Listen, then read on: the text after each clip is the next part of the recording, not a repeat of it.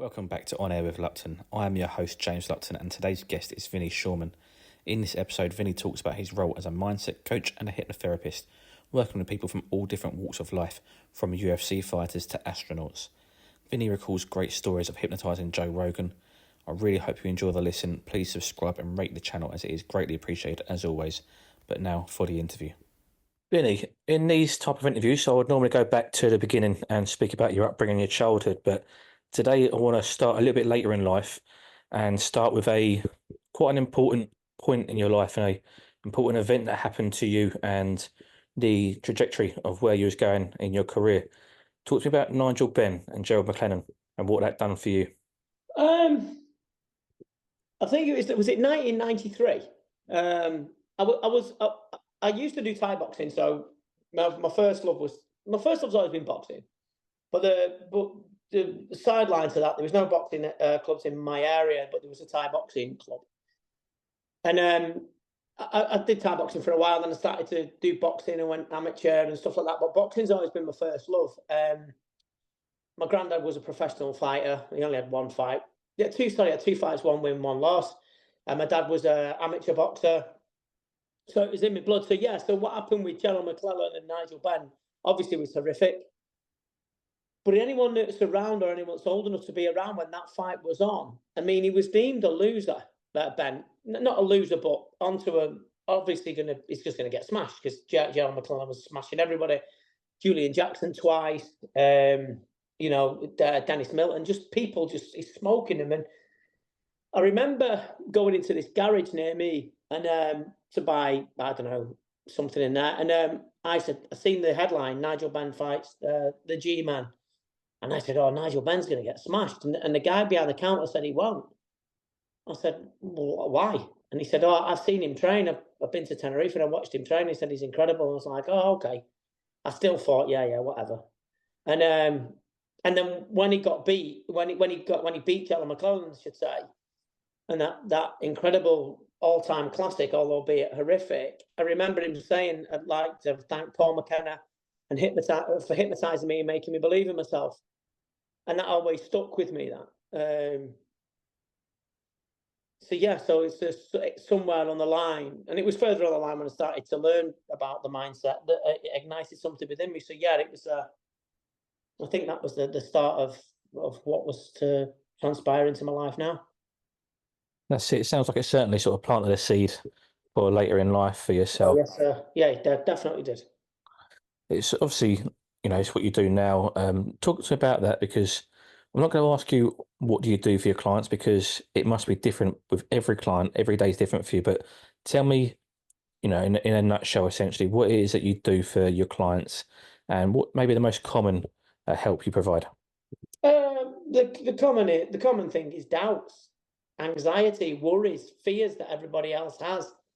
But because of the macho nature of the combat sport, or the nature of the sport, people don't want to think that having nerves and fear is a sign of weakness. It's a sign of being intelligent and looking after yourselves, thinking this could be quite dangerous.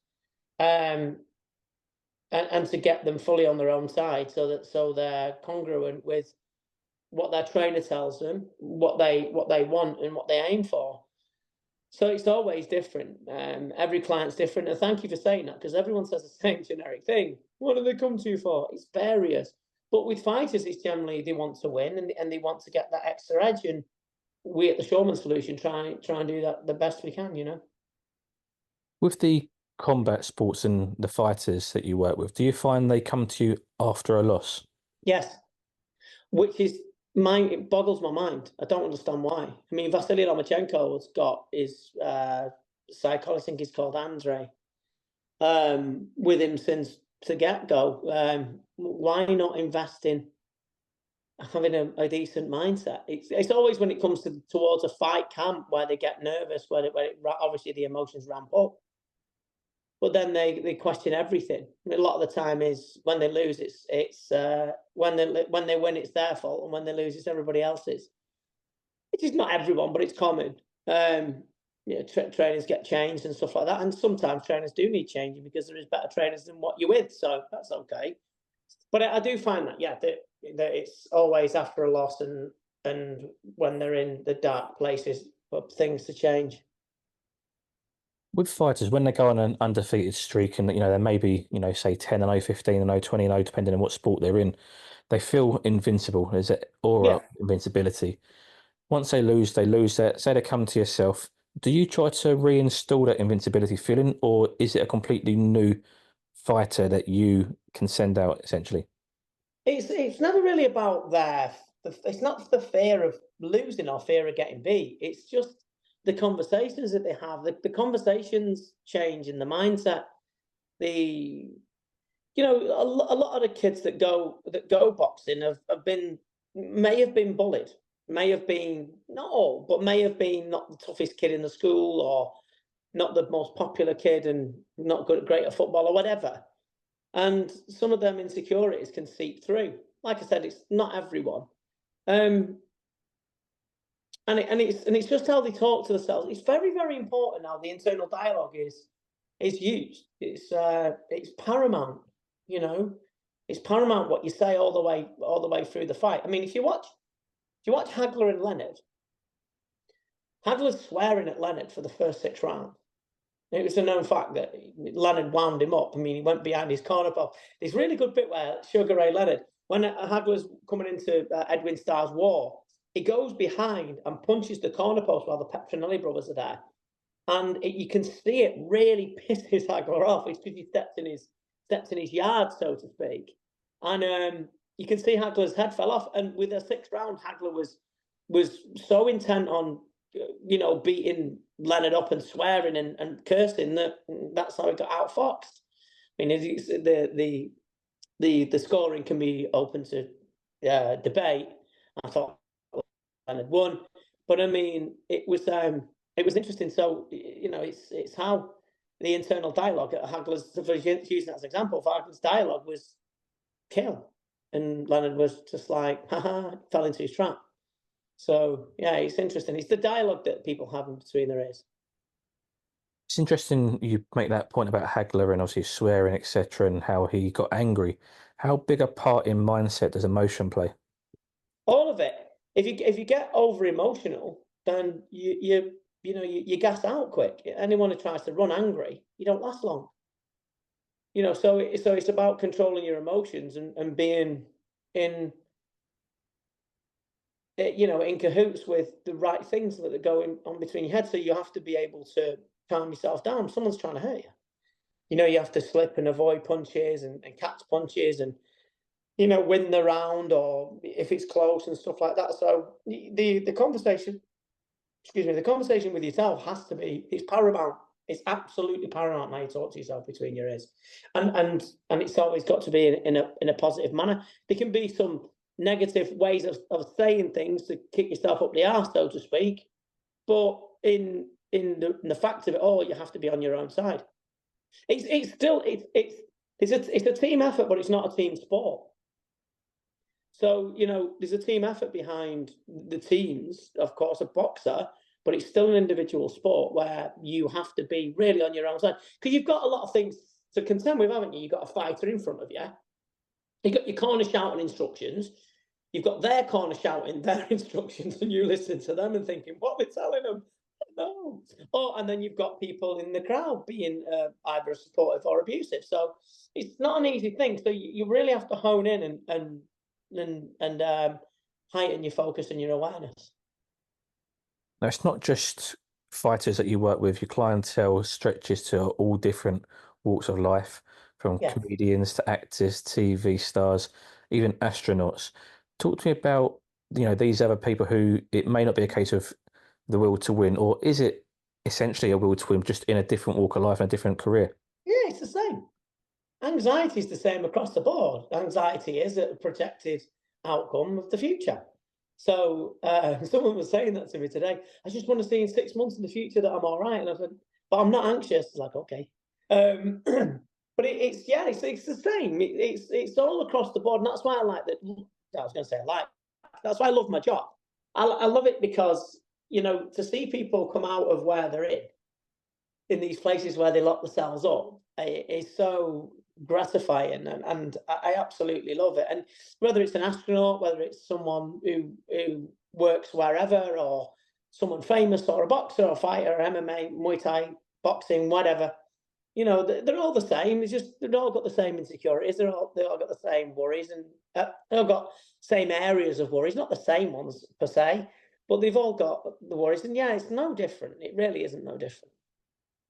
I want to touch on something you mentioned there, Vinny, and it seems to me, I can tell from the expression on your face that it's a very rewarding job. You obviously love to see the end product of your Yeah. work.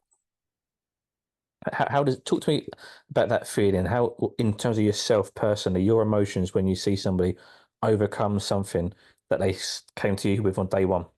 Um, it's like, so it's very, very difficult to explain, because I give a fit, I give a shit, I give a fuck about them, yeah, and I invest in it because I'm passionate. I want them to win, not necessarily because the power over somebody else, because that's not the case. But it's just amazing to see them win. It's like, I've worked with people in the past, and Liam Paro, who won the IBF light welterweight title, he's one of my old clients from before. He was going to give up. His coach called me, messaged me, and said, "Look, I've got this amazing kid." It was years ago, and we really want him to keep him on the straight and narrow. Can you help? And I said yes. And we spoke to Liam. He got on with him really well. I stayed in contact, and then he beats Gabriel Matias, who's the monster, and who wouldn't be glad, you know? And working with various people. I did a little bit with Dennis McCann. I love, like, a real character. I love that kid. I worked with Josh Taylor before his last fight with Jack Catterall. And yeah, I just love it. I mean, look, I can't help people. I can't make people win, but I can certainly lessen the odds of losing. That's the only way I can put it. And yeah, I love it. And do you know what?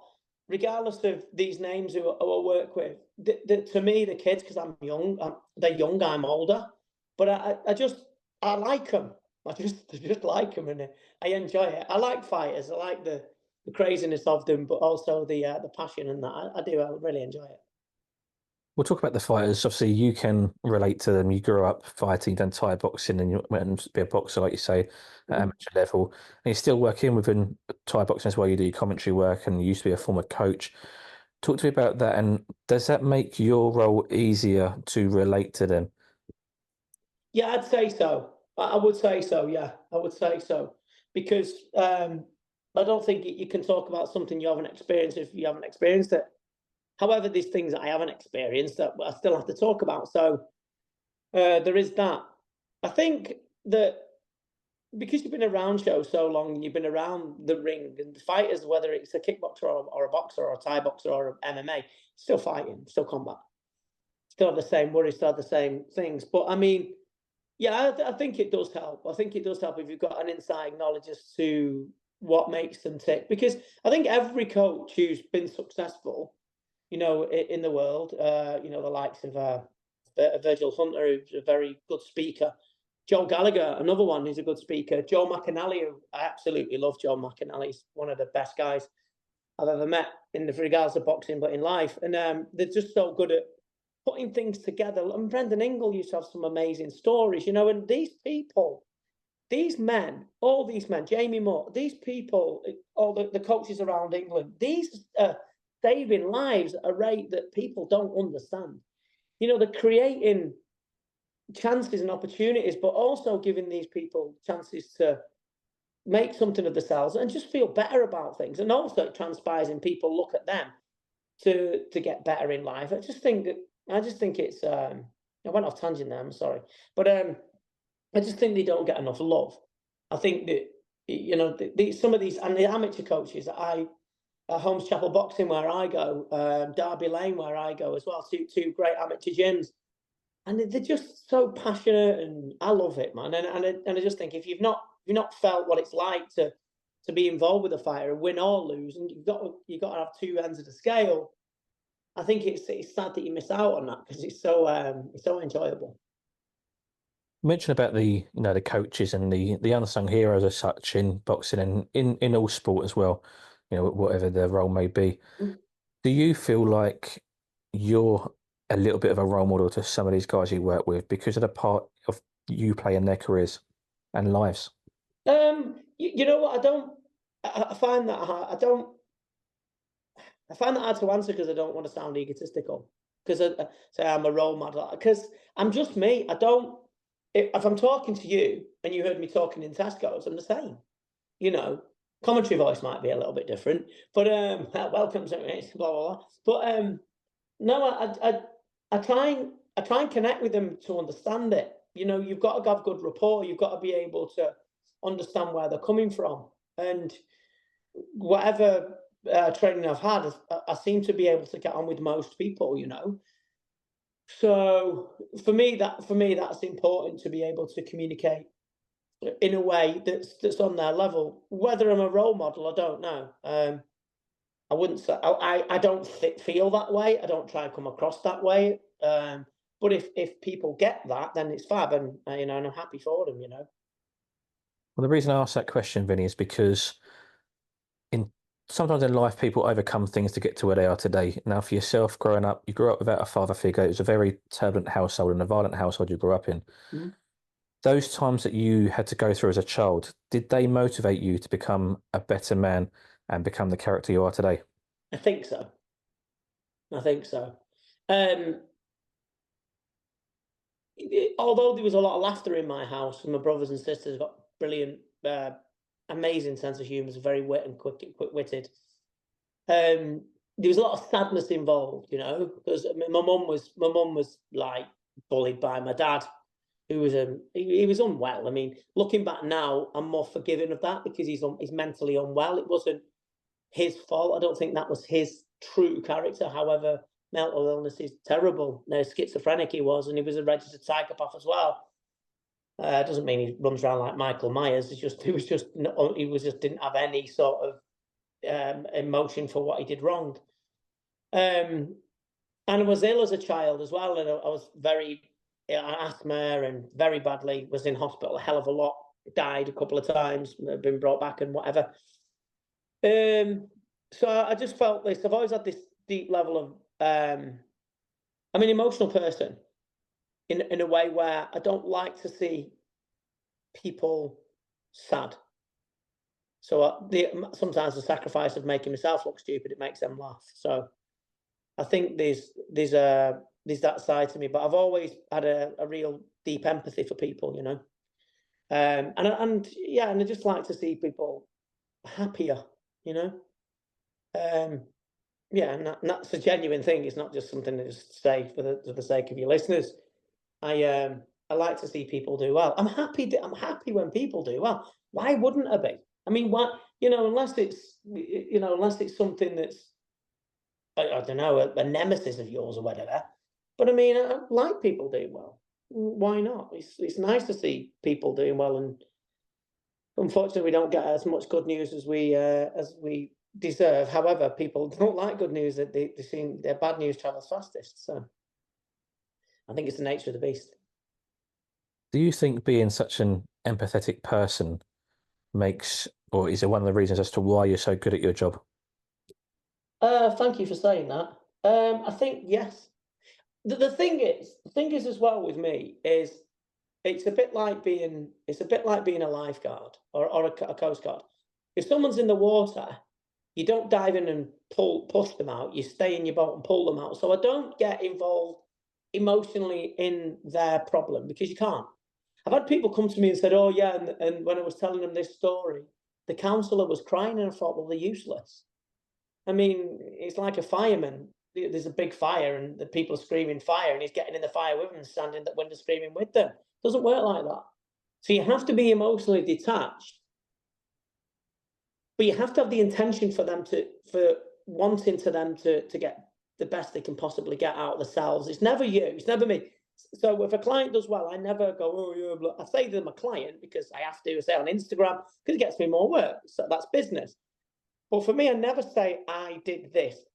because why? It's them that does it. I just suggest or give them, the ingredients to what they've got to put together, and it's up to them to do that.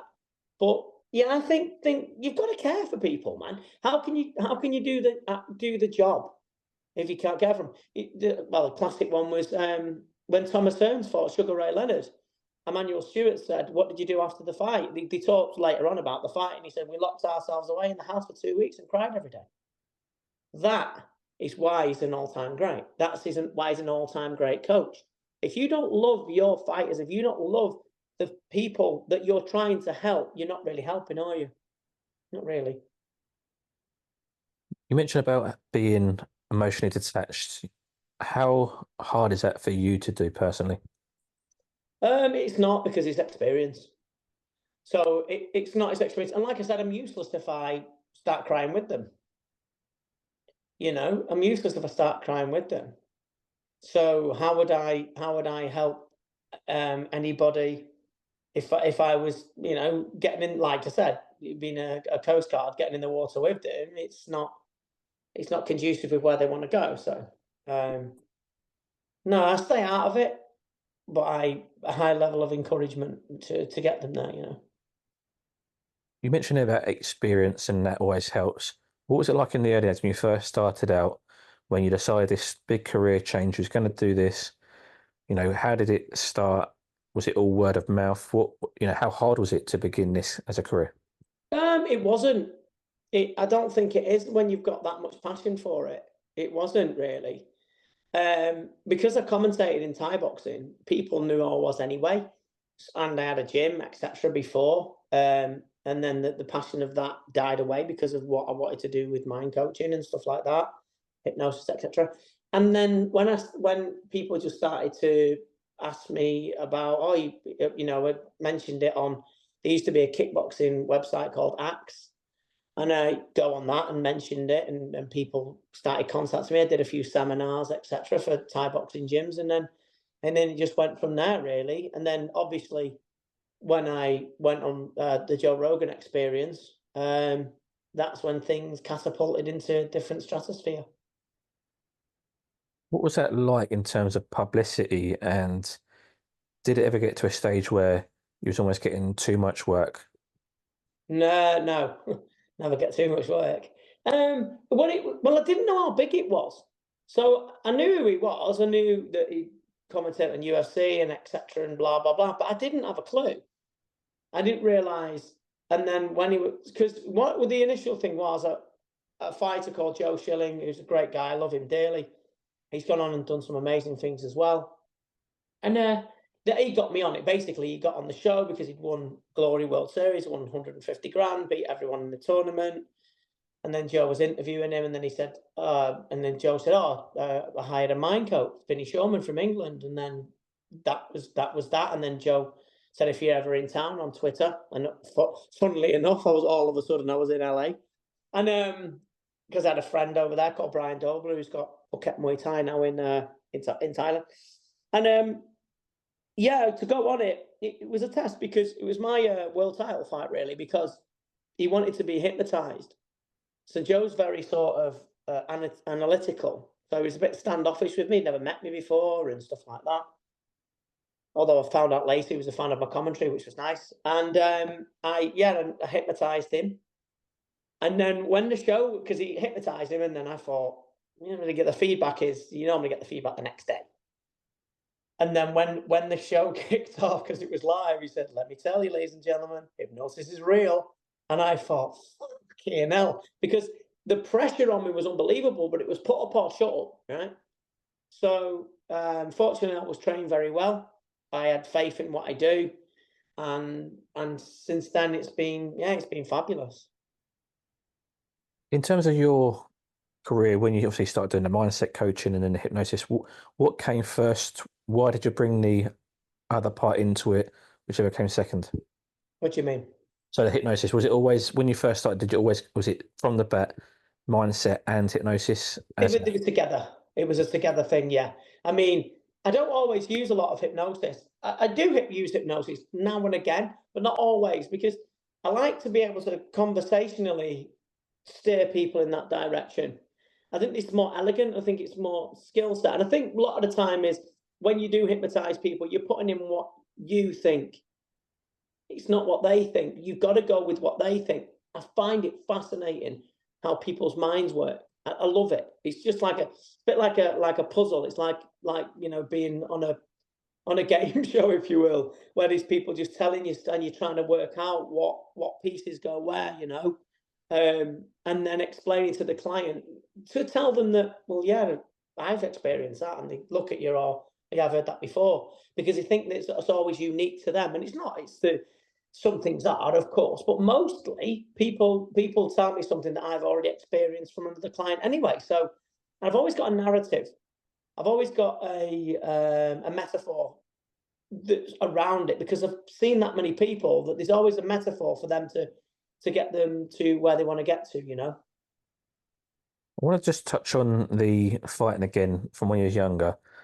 As a fighter, when you go and train, it's all about discipline. It's all about, almost, I suppose, your mindset is a big part of fighting and training as well. Do you see similarities between your mindset work and training as a fighter?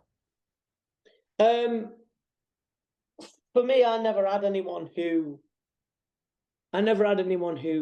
I excuse me, sorry.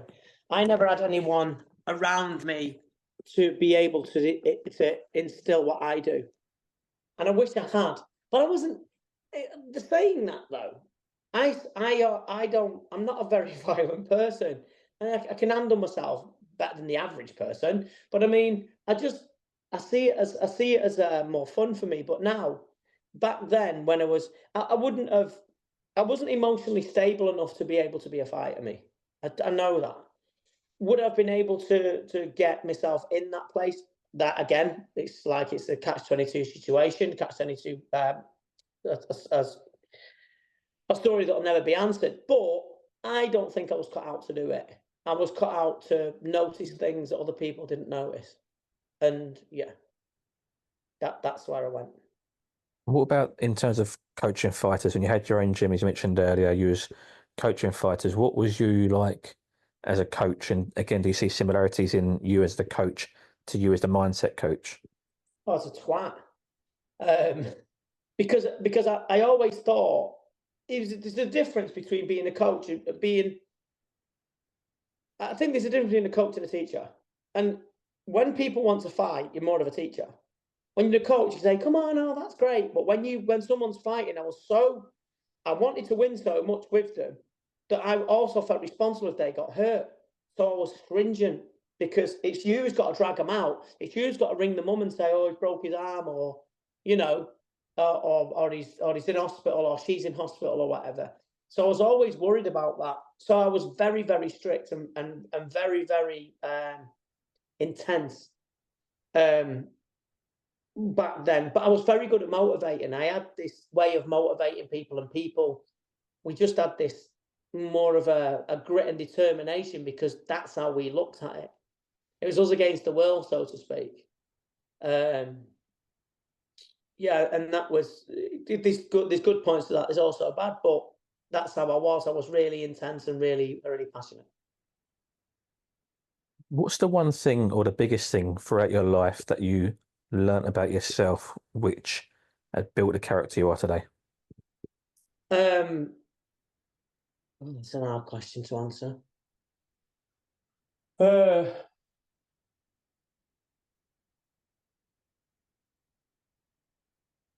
look at your flaws more, but look at them in a way where, instead of looking at your flaws and pulling yourself apart, to be able to look at your flaws and say, make the choice to change it. This is why people don't change. The reason why people don't change is because they're not willing. And it's hard. It's very, very hard to change, because you have to look at yourself and say, this is you laid bare. We make excuses. We go, "Oh yeah, well, the reason is," and everything happens for a reason. I fucking hate that saying. Excuse my French, but I do. I hate it. Everything happens for a reason. Well, really? Does it? It's strange. But it's like, I think the journey of being, being kinder to yourself is quite difficult. You know, not pulling yourself apart and ridiculing yourself in public and in your own time when you're in your own thoughts. That's been what I've learned the most recently, is to be kinder to everyone, and to be kinder to yourself, and not spend so much time. I'd rather be happy than right. So if people are talking to me and go, yeah, what it is, and blah, and I go, okay, I don't know, good. It's easier instead of debating about something that I don't really care about. Do you know what I mean? Like, it's very, the energy is very short. So if you're trying to prove something, a point about something, and then you prove it, and then they go, oh yeah, you were right, sorry. The energy just, do you know what I mean? It just, right, it's like letting air out of a balloon, my God. But it's like when you just like, oh, I don't know, and stay the same energy, it's I think it's gonna give you more longevity in life.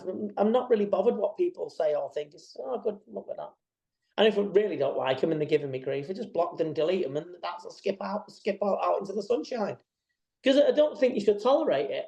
You know, people that tolerate it and argue with it, yeah, but blah blah, and yeah, God, bye. You know, what's the point? And don't live. You're not going to be coming around my house. I don't know you. You're never going to call me. I got my number, right? So I don't do it. So, but with looking at myself, you know, it's looking at myself and saying, this is you, and this is what makes you angry. You've done this, you've done that, and not pulling myself apart, but sort of saying, well, I'm not going to do that anymore. So putting a line in the sand, so to speak. It's not easy to actually look at yourself, but you've got to support yourself as well. So it's a difficult task, but it's doable. Absolutely. Vinny, some people might feel like they go to a mindset coach like yourself because, like you mentioned earlier, anxiety, for example, and they might feel like, okay, I don't want to have no more bad days. If I go to a mindset coach, that will erase that completely. So, firstly, is it okay to have bad days? And does Vinny Shoreman, the mindset coach, have bad days himself? I've not had a bad day ever. Of course you have. How would it work? How would life work if we don't have bad days? It's impossible. Bad moments, bad hours. I'm having a particularly good day today, particularly good day yesterday. Yeah, I've had some, but these moments. See, everything's temporary. So bad days are temporary, good days are temporary. We're temporary. Life's temporary. So you know, it's just like, no, of course you can't. But what's the point in having a repetitious mindset of what's causing you a problem, and then you going, oh, it's all right today, because they don't last, they never do. But it comes back around again and round again and round again, because that's something for you to pay attention to. The unconscious mind's knocking on your head and saying, pay attention, but people don't. Say, why don't you solve it? It's like, oh, I've been doing that for years. And you're like, really? I mean, like phobias, you can solve a phobia in 15 minutes. Gone. Phobia, easy. Easiest thing to do, phobia, in my work. But people keep them. Oh no, what it is, and like, I'm all right now, just because. But it's like, get rid of it. You don't have to have it at all. And I'm sure you'll find something else to worry about, but not in the highest level of that's doing to you. So yeah, so yeah, we all have bad days, but we can make our problem that if you're making it, if it's often and it's pulling you apart, get in contact and let's get it sorted. In terms of that, how is it for your clients when they come to you with all these various different problems? Again, we mentioned earlier various problems, various different clientele, walks of life, etc. Now, I'm assuming they will all have different various lengths of time to overcome certain things in life. For you, you know, what is the shortest somebody can come in? Like you mentioned, their phobia, 15 minutes. Could that be the one and only time that you see somebody? Yeah, yeah, it can be. Is there people, you know, could it be months, years, you know, an ongoing thing where there's sort of no sort of fixed date, or there's no, not Yeah, end in sight as such, but it's a continuous work? because yeah, and the people that hire me, and they hire me for I mean, I've got a few clients that hire me for a year. But every quarterly we do a thing called a breakthrough, which is quite deep level therapy, hypnosis, timeline therapy, etc. And those people are mainly CEOs that want to keep on the ball all the time. And they can also talk to me about what they wouldn't talk to their friends about, or wouldn't talk to the wife about, or people at work. CEOs have got to be seen as a figurehead. They've got to be seen as, well, invincible in many ways. And I'm their on the end of the backbone, so to speak. And that's what people do. Some people just come for one session and stuff like that. If it's to do with an anxious problem and it's one session, that's not really going to cut it. I don't think. It has happened, but phobias, yes, they one session and they're done. But sometimes it depends on what's behind the what's motivating, what's the driver of the problem, But yeah, I mean, it depends on your financial constraints, and it depends on what you're aiming for. I mean, I've got my coach to Mr. Ballin, who's a very massive YouTuber, and he's going on tour in September the 26th in Dallas. He's a big name, and then there's the guy that is manager and one of the guys that work for his company, and there's another guy coming into the fold and that. So, and John Shoffner, who went into space with Elon Musk, absolutely wonderful guy. And they keep, because they have to. It's paramount that they keep level. It's just basically someone to sound off to sometimes as well, someone to complain at. You mentioned there about the CEOs and they have to have that level of invincibility, and I mentioned the same thing with fighters earlier as well. Yeah. Somebody comes to you with that, that macho attitude, and I need to be invincible, essentially. Yeah. Is that sometimes a negative to you? Is that a red flag at times? Yeah.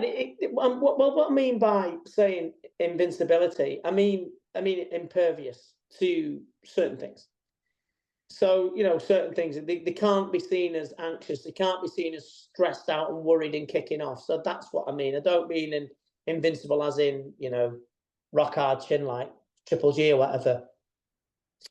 But I mean, sometimes what happens is when you feel that you have to be invincible and stuff, and you do get hurt, and then because you're a human being, then it can be to your detriment, because it stops you from. It also gives you a false delusional. But then again, I think some people have to be delusional to be successful.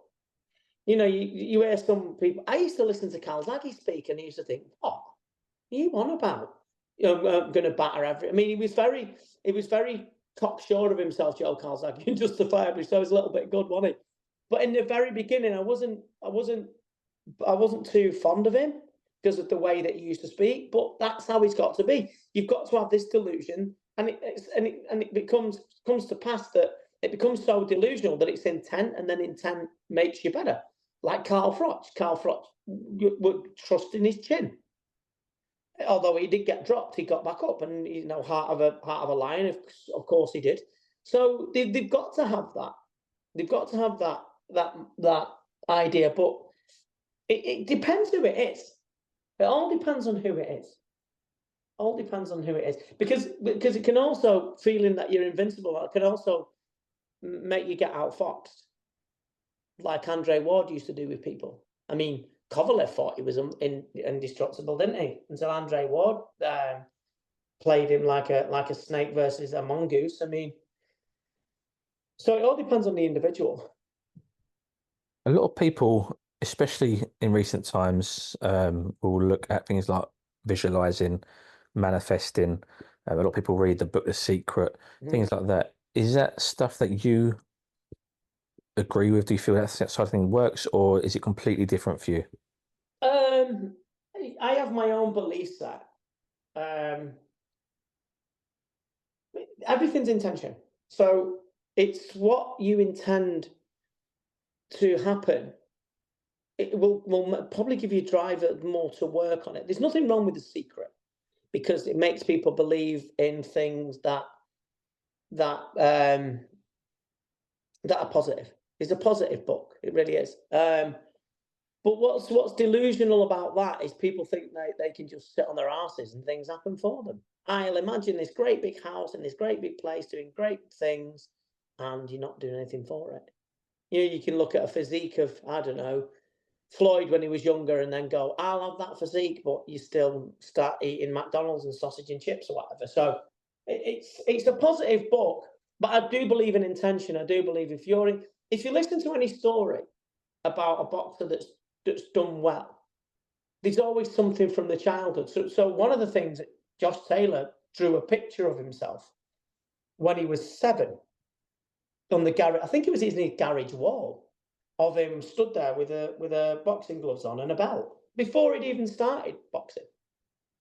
So what's that about? There's intent. There's always intent. If you listen to Shakur Stevenson and Andre Ward, they have something about them, but it's a thing that they just believe, and yeah, it could be delusional. You know what I mean? So You mentioned earlier, Vinny, about you feel like some people and some people's minds are like puzzles. Do you feel rather than, like The Secret, although positive, some people will sit there and think, okay, well, if I just visualize I'm going to get this, I'm going to get it. And like you say, without actually intent or working towards it, you're going to get that. Do you feel that you just unlock and almost open people's minds up to realization rather than visualization? Very good way of putting it. Yeah, I think so. I think it's they've got to be able to have something. So regardless of they've got to be able to have something. I've also got to remember the flip side is that if people believe enough, they'll get it. Well, that's not true, is it? Because how many times when the X Factor used to be on, the best bit about the X Factor was the people that I've been singing for 15 years, and then they go, and you're like, and everyone's pissing themselves laughing and they're dancing like. Well, they could say, well, they've got the secret. The universe should provide for them. So, you know what I mean? What do they have? It's all about the people that are successful. There must be an element of something that other people don't have. And that's, do I unlock it? It's probably already there, but because it's not. So I wouldn't say unlock it. I just make them aware of it. You expose it. In that term, yes, I would agree. Yeah, to expose it to them.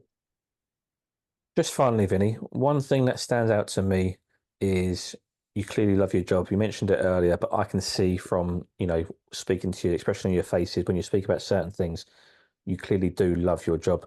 Yeah. Do you think this job is something that you will do forever? Do you think you could ever stop doing this? No. I'll never retire. I said that to my friend today. I was driving to Liverpool on a train with my padman called Carl. Brilliant padman, Powerbox Liverpool. Only 22. Love him to pieces.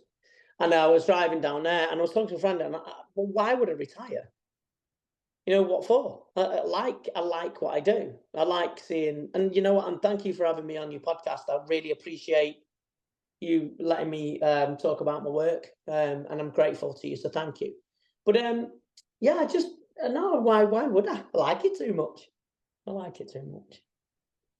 Fantastic, love that. Well, Vinny, thank you very much for coming on the podcast. I really appreciate your time, and it's been great hearing your story. And the point of this podcast is to spread that positivity. We mentioned earlier about a lot of negative press, things like that, but speak to you to spread obviously your love, your passion, and your success. So, Vinny, thank you for your time.